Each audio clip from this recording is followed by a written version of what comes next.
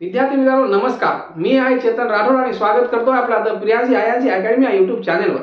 तर मित्रांनो आपण आतापर्यंत जे की 2013 ते 2025 पर्यंत जेवढे टीईटीचे पेपर झालेत जीएस जीके आणि मराठी याचे आपण काय घेत आहोत मित्रांनो, सराव पेपर म्हणजे सराव क्वेश्चन्स घेत आहोत जे की आतापर्यंत आलेले आहेत आणि त्याचे चारही पर्यायाचे आपण योग्यपणे विश्लेषण करून घेत आहोत. आता आपण आज आणि जे मराठीची आपण सिरीज चालू केली आहे त्यांना तुम्ही योग्यरित्या प्रतिसाद देतात त्याच्याबद्दल मनपूर्वक आभार व्यक्त करतो तुमचं. आणि जे आपण आता जीएस जीके जे की संभाव्य प्रश्न ते मागील प्रश्न आले होते त्यांचा विचार करून त्यांचं विश्लेषण करून संभाव्य प्रश्न कुठले येऊ शकतात ते आपण आज घेणार आहोत मित्रांनो. तर चालू करूया आज पहिला प्रश्न.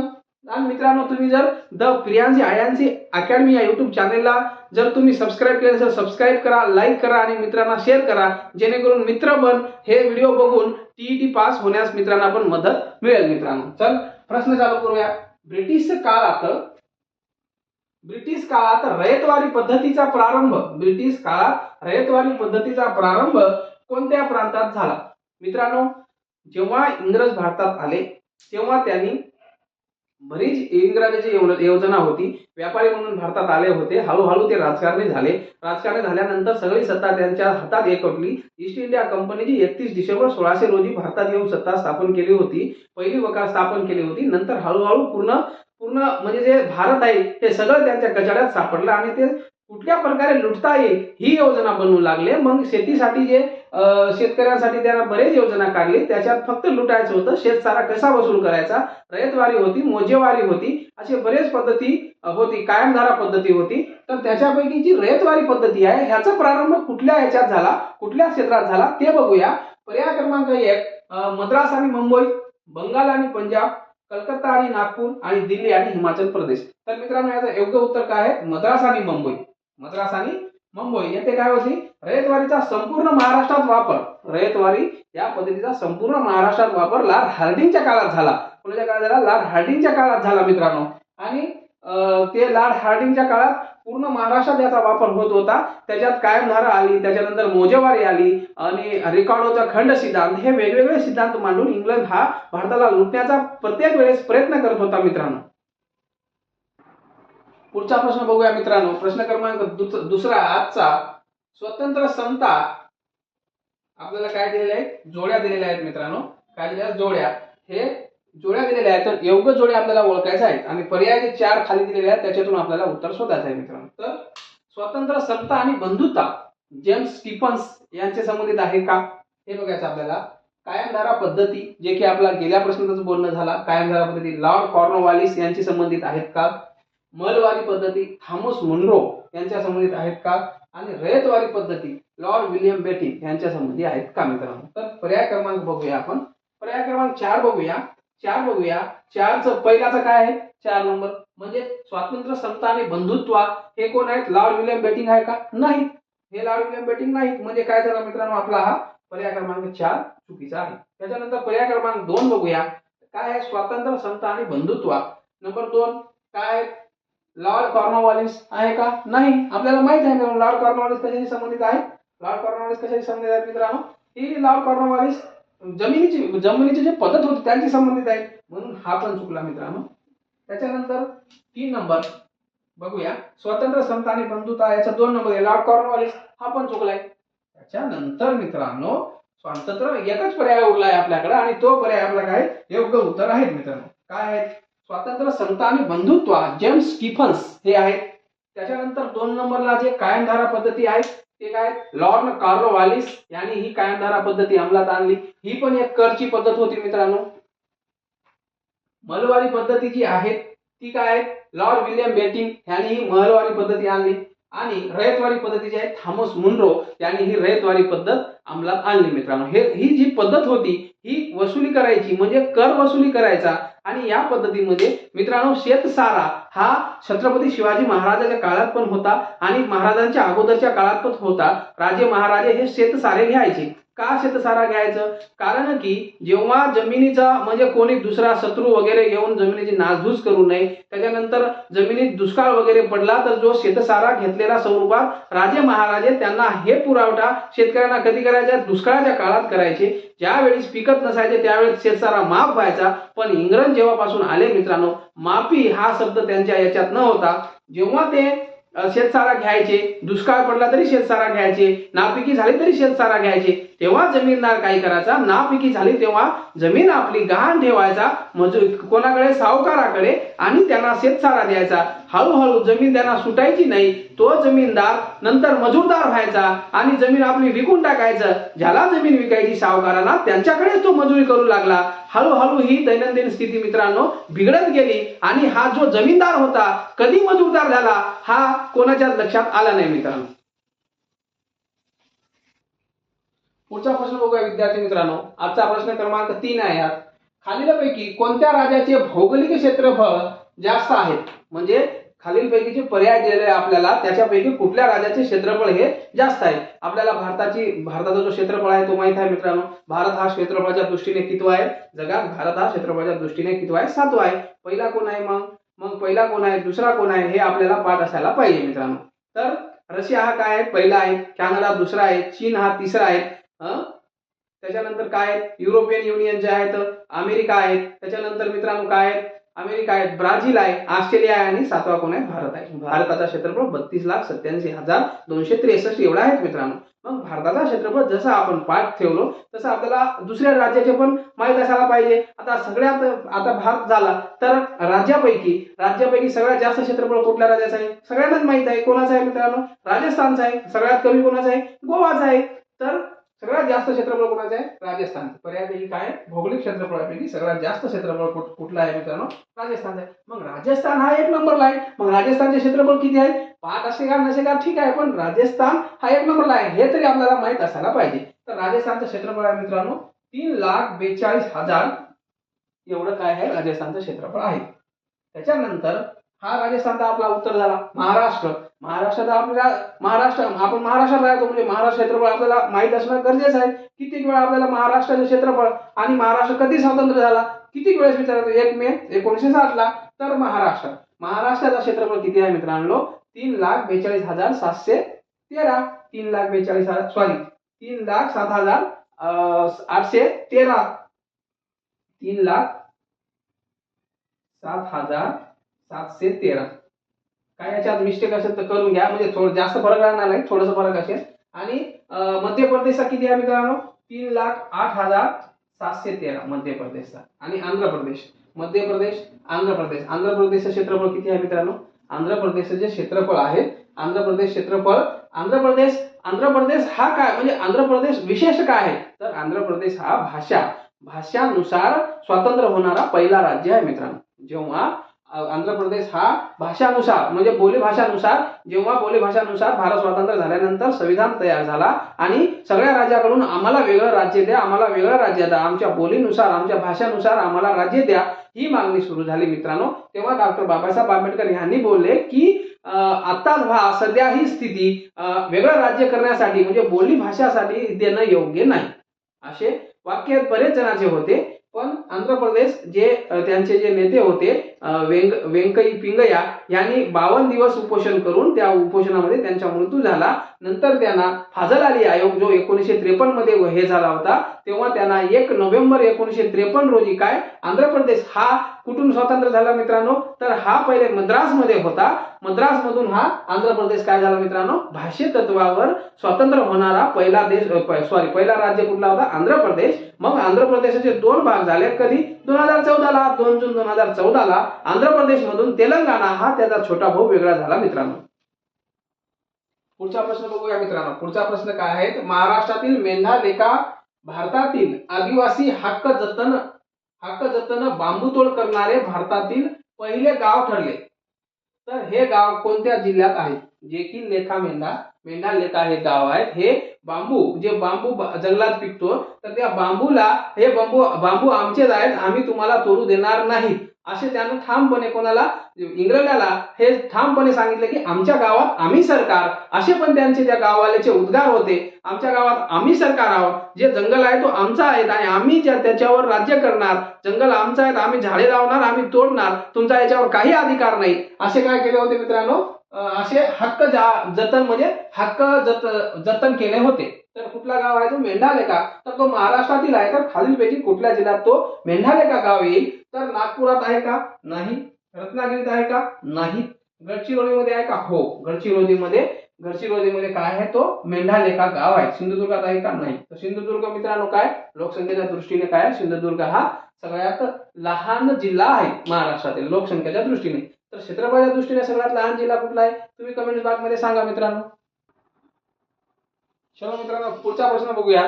ब्रिटिशांनी महाराष्ट्रात रयतवारी पद्धत का लागू केली? ब्रिटिश जे होते ते महाराष्ट्रात रयतवारी पद्धत का लागू केली? पर्यायापैकी आपल्याला उत्तर बघायचं आहे. तर मित्रांनो बघूया.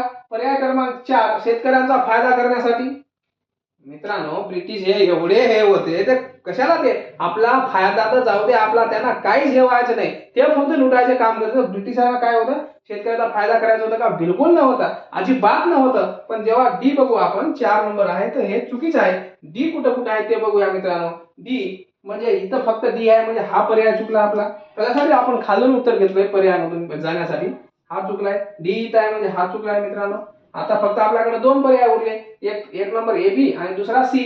तर 3 नंबर बघूया. जमिनीची मोजणी करण्यासाठी. नाही, जमिनीची मोजण्या करण्यासाठी रेकार्डोचा खंड सिद्धांत होता मित्रांनो. तो काय हा पण चुकलाय म्हणजे सी कुठं आहे? सी हा चुकलाय म्हणजे आपला उत्तर काय आहे मित्रांनो? बिगर वाचता आपला उत्तर काय आहे? एक आहे. जर आपण पर्यायामधून गेलो तर अशा प्रकारे आपला उत्तर येतो, पण ते आपल्याला कन्फर्म माहित राहायला पाहिजे मित्रांनो. तर याच्यातून एक बी जर आपल्याला माहित असेल तरी आपण 50% पर्यायापर्यंत पोहोचू शकतो, उत्तरापर्यंत पोहोचू शकतो मित्रांनो 50%. तर ब्रिटिशांनी महाराष्ट्रात रयतवारी पद्धत का लागू केली? तर जमीनदाराला आळा घालण्यासाठी. जे जमीनदार होते ते काय करायचे मित्रांनो? जमीनदार हे पहिले जमीनदार हे सावकार होते. हे काय करायचे? लोकांना जमीन ही म्हणजे मक्ताने करायला द्यायचे, त्यांना भाडे तत्वावर करायला द्यायचे. ते शहरात राहायचे, ते इंग्रजांना खुपायचे नाही.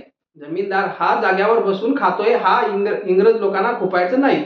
इंग्रज लोकांना खुपायचं नाही म्हणून जमीनदाराला आळा बसण्यासाठी मित्रांनो काय केले? महाराष्ट्रात रयतवारी पद्धत लागू केली मित्रांनो. तर 1 नंबर उत्तर म्हणजे 1 नंबर जो पर्याय आहे हा बरोबर आहे. आणि कायमधारा पद्धतीतील दोष दूर करण्यासाठी. हो, कायमधारा पद्धतीने बरेच दोष होते, ते दोष दूर करण्यासाठी ही रयतवारी पद्धती लागू केली होती. म्हणजे अ आणि ब. तर अ आणि ब हा पर्याय क्रमांक 1 मध्ये उत्तर दिलेला आहे. हा उत्तर आपला मित्रांनो काय आहे? बरोबर आहे मित्रांनो. पुढचा प्रश्न बघूया विद्यार्थी मित्रांनो. प्रश्न क्रमांक 6 वसाहतीच्या स्वातंत्र्याची मागणी म्हणजे चांदोबाची मागणी हे कोणी म्हटले आहेत? वसाहती जे स्वातंत्र्य मागत होत्या, वसाहतीला जर इंग्रजांकडून स्वातंत्र्य हवा होता, तर ही वसाहतीची तुम्ही जी मागणी कराले ही चांदोबाची मागणी आहे असे कोणाचे वाक्य आहेत? असे कोणी म्हटले आहेत? तर लॉर्ड डलहौसी यांनी म्हटले आहेत का? नाहीत. लॉर्ड रिपन नाहीत. विलियम जोन्स नाही. तर मोर्ले हा जो तेव्हाच्या काळात भारत मंत्री होता, मोर्लो मिंटो कायदा जो 1919 आहे त्याच्यात हे मोर्ले बोलले होते की अरे बाबा तुम्ही वसाहतीची मागणी करता, वसाहतीची मागणी म्हणजे चांदोबाची मागणी होय. तर हा किती हा असेल म्हणजे किती घमंडी असेल त्या काळात, इंग्रज किती आपल्यासोबत किती म्हणजे हे करत असेल, समजा किती आपल्याला विरोध करतो. आपलाच देश असून आपण जर स्वातंत्र्य मागत असेल तर त्याच्यात काय चुकी आहे? तर हा म्हणायचा तुम्ही वसाहतीची मागणी मागता की तुम्ही म्हणजे चंद्राची हे करता, समजा चंद्राची मागणी मागताय तुम्ही. म्हणजे आपण काय चंद्र मागितलं होतं का? पण यांना वाटायचं की यांना आपण स्वातंत्र्य कधीच द्यायचं नाही, हे यांना वाटायचं. आणि लॉर्ड रिपन हा मुक्ती जो वृत्तपत्र आहे त्याचा मुक्तीदाता होता हा लॉर्ड रिपन. यांनी वृत्तपत्र हे स्वतंत्ररित्या कोणालाही काही छापता येईल असे यानं काय केलं होतं? जाहीर केलं होतं. जो की याचा अगोदरचा होता लॉर्ड लिटल, तो वृत्तपत्रांना काय केला होता मित्रांनो? म्हणजे दाबून ठेवला होता, तो लिहिण्यास बंदी घातली होती. पण जेव्हा लॉर्ड रिपन आला तेव्हा त्याला जे वृत्तपत्र होते त्याचा मुक्तीदाता म्हणून हा लॉर्ड रिपनला ओळखला जातो. त्याच्यानंतर हा जो आहे विलियम जोन्स यांनी एससीआयटी सोसायटीची स्थापना कलकत्ता येथे कोणी केली होती? विलियम जोन्स यांनी.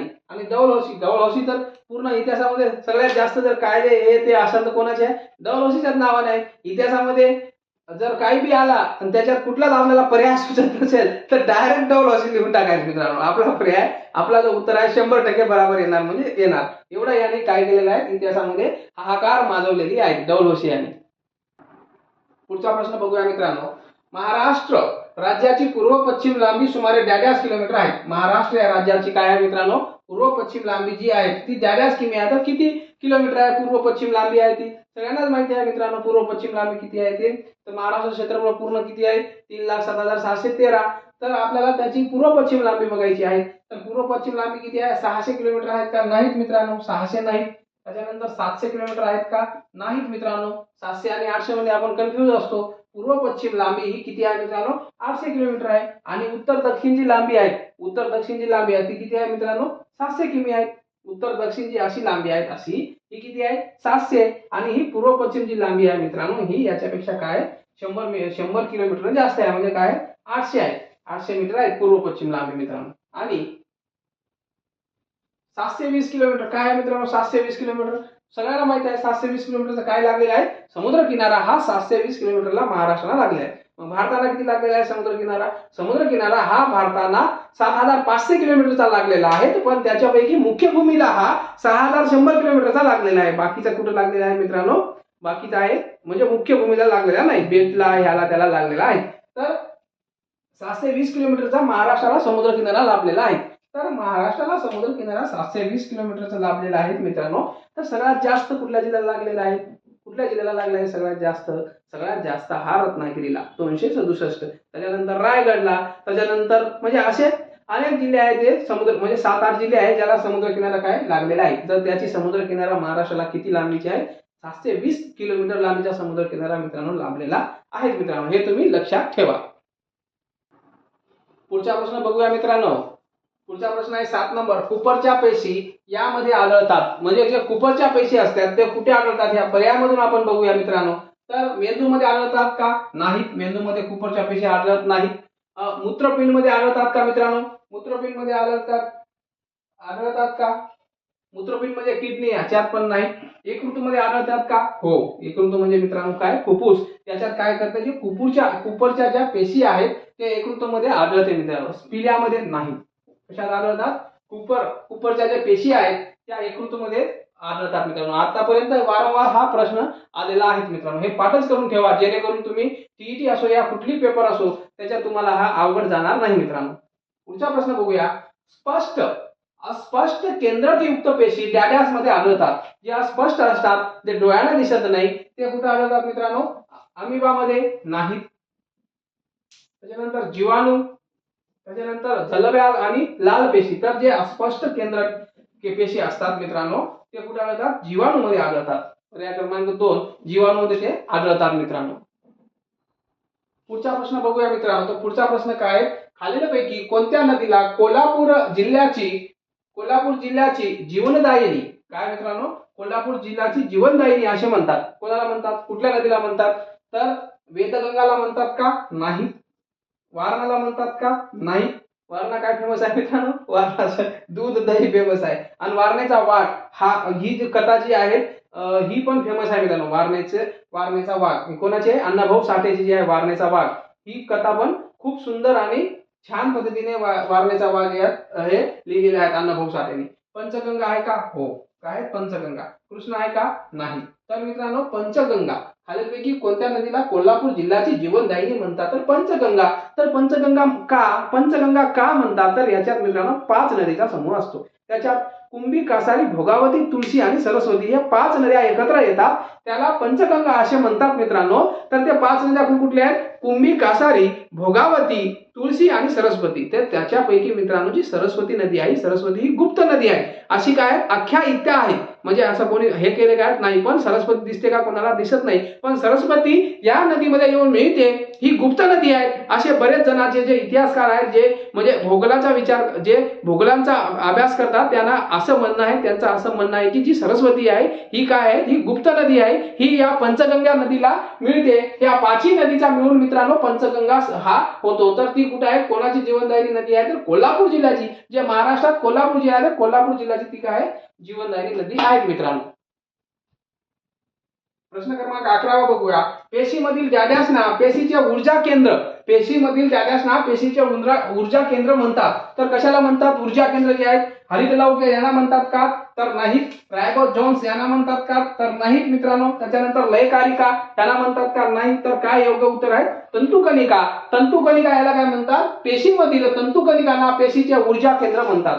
बऱ्याच वेळेस आपण काय करतो मित्रांनो, आपल्याला विज्ञान मधला म्हणजे विज्ञानाला बऱ्याच लोकांना माहित आहे, ज्यांना माहित नाही तो डायरेक्ट काय करतो, हरित लवके म्हणजे ऊर्जा म्हणजे हरित लवके अशी ही आपली कन्सेप्ट असते आणि आपण डोळे झाकून काय करतो, पेशीमधील हरित लवकेना पेशीचे ऊर्जा केंद्रके म्हणतात. तर नाही मित्रांनो, जी तंतुकणिका असतात त्यांना काय म्हणतात, पेशीमधील ऊर्जा केंद्रके म्हणतात मित्रांनो. महाराष्ट्राच्या दख्खन पठारावर ग्रामीण भागामध्ये घर बांधण्यासाठी त्या स्थानिक दगडाचा वापर केला जातो.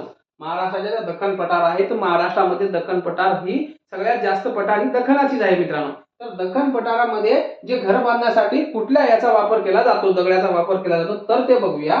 जांभा दगड. जांभा दगडाचा वापर केला जातो का महाराष्ट्रात घर बांधण्यासाठी?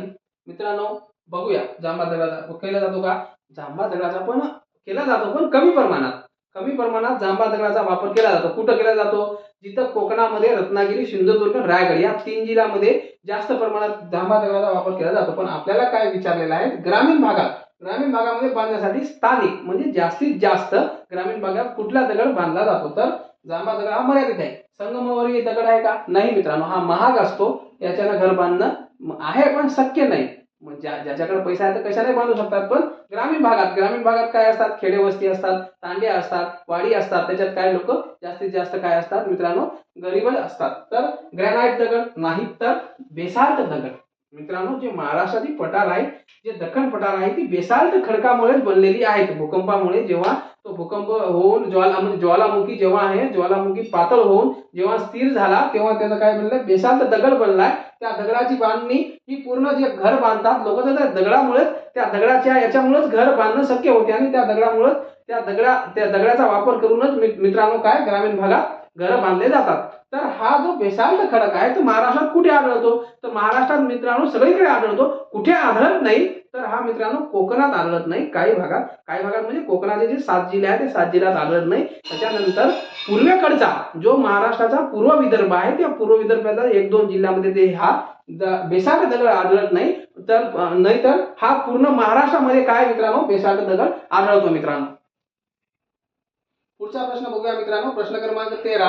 योग जोड्या लावायच्या आपल्याला. काय कशाच्या योग जोड्या लावायच्या आहेत? तर जोड्या लावायला आपण लहानपणी खूप खेळलो, पण आता आपल्याला योग जोड्या लावायच्या आहे. तेव्हा कळायचं नाही जोडी योग आहे की अयोग्य आहे, पण आता आपल्याला कळणं गरजेचं आहे मित्रांनो. तर गोदावरी नद्या आणि नद्याचे उगमस्थान दिलेले आहेत. नद्या आणि काय दिलेले आहेत, एका रकान्यामध्ये नद्याचे उगमस्थान दिलेले आहे. तर आपण जोड्या लावूया. गोदावरीचा उगम कुठून होतो मित्रांनो? सगळ्यांनाच माहित आहे, गोदावरी महाराष्ट्राची काय आहे मित्रांनो, सगळ्यात मोठी नदी आहे. गोदावरी सगळ्यात मोठी नदी आहे आणि भारतातील दुसऱ्या क्रमांकाचे जे खोरे आहे ते कशाचे आहेत? गोदावरी नदीचे आहेत. गोदावरी नदीत बरेच जिल्हे येतात मित्रांनो. तर कुठले येतात? त्याच्यात नांदेड येतो, हो, बीड येतो, संभाजीनगर येतो, असे बरेच जिल्हे मित्रांनो काय येतात? गोदावरी येतात. गोदावरी ही पूर्ववाहिनी नदी आहे. तर गोदावरी ही त्र्यंबकेश्वर येथून उगम पावून बंगालच्या उपसागरात मिळते मित्रांनो. कुठं? गडचिरोली, सिरोंचा येते. तर गोदावरी काय आहे? त्र्यंबकेश्वर. गोदावरी काय आहे? 2 नंबर त्र्यंबकेश्वर. त्याच्यानंतर आहे भीमा मित्रांनो. भीमा. तर भीमाचं उगमस्थान कुठे आहे मित्रांनो? सगळ्यांना माहिती आहे भीमाचं उगमस्थान कुठे आहे? भीमाशंकर पुणे. एक ज्योतिर्लिंग पण आहे तिथं, भीमाशंकर पुणेला. त्र्यंबकेश्वरला पण ज्योतिर्लिंग आहेत मित्रांनो. आणि कृष्णा सगळ्यांना माहित आहे मित्रांनो, जे की महाराष्ट्रात थंड हवेचे ठिकाण आहेत. काय? महाबळेश्वर. कृष्णा कुठे आहे? महाबळेश्वर. आणि पूर्णा पर्याय एकच राहिला आहे. काय? पूर्णा कुठे आहे? गाविलगड कुठे आहे? गाविलगडच्या टेकड्या अमरावतीमध्ये आहेत मित्रांनो. म्हणून गोदावरी, भीमा, कृष्णा आणि पूर्णा या नद्याचं आपण काय बघितलं? उगमस्थान बघितलं. तुम्ही पण अशाच प्रकारे उगमस्थान पाठ करा, जेणेकरून पेपरमध्ये तुमचा एक पण प्रश्न चुकणार नाहीत मित्रांनो. आतापर्यंत आपण जी टीईटीची सिरीज चालू केलेली आहे, त्याच्यात आपण संभाव्य प्रश्नपत्रिका, मागील प्रश्नपत्रिका तर जे हे आले होते प्रश्न ते आपण सगळं बघणं आपलं चालू आहे. त्याच्यापैकी आपण जीएस, जीके आणि मराठी हा आपण भाग बघतोय. याच्यात मित्रांनो पेपर 1 आणि पेपर 2 ला जे की परिसर अभ्यास पण असतो, तर पेपर 1 ला परिसर अभ्यास असतो आणि पेपर 2 ला सामाजिक शास्त्र असतात. टीईटीला जो 28 जून 2026 रोजी होणार आहे, त्याच्यात आपल्याला फक्त क्वालिफाय व्हायचं आहे. क्वालिफाय साठी तुम्ही हे माझे लेक्चर बघत चला. जर प्रियांशी आयांशी अकॅडमी युट्यूब चॅनलला जा मित्रांनो, तिथं लाईक करा, व्हिडिओला लाईक करा, त्याच्यानंतर मित्रांना शेअर करा आणि तुम्हाला व्हिडिओ आवडला असेल तर सबस्क्राईब करा. सबस्क्राईब केल्यानंतर मी जेवढे व्हिडिओ टाकल तेवढे तुम्हाला त्याची नोटिफिकेशन येईल. नोटिफिकेशन आल्यानंतर तुम्ही लगेच कामाला सुरुवात करा मित्रांनो. धन्यवाद.